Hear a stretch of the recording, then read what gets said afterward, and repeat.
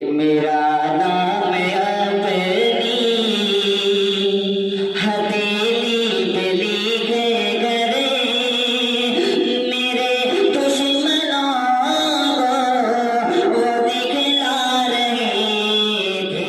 एक मतला और एक शेर पढ़ता हूँ, समाप्त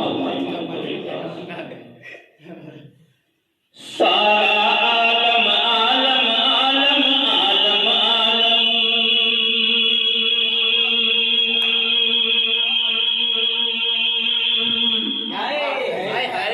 सारा आलम महबूबदा है उस नबी की शान में, उस नबी की शान में सारा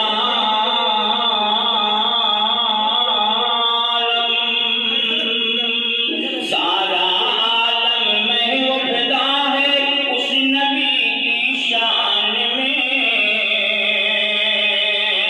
उस नबी की शान में सारा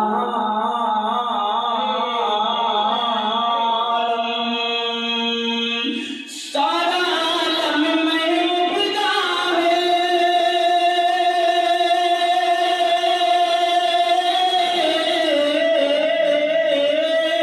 सारा आलम महबूबदा है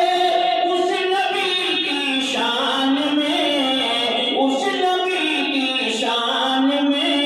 जर्रा जर्रा जर्रा जर्रा बोल रहा है उस नबी की शान में, उस नबी की शान में सारा आलम। और ये भी शेर देखेंगे, बताओ, एक आस्वादी करता हूँ। सल्ले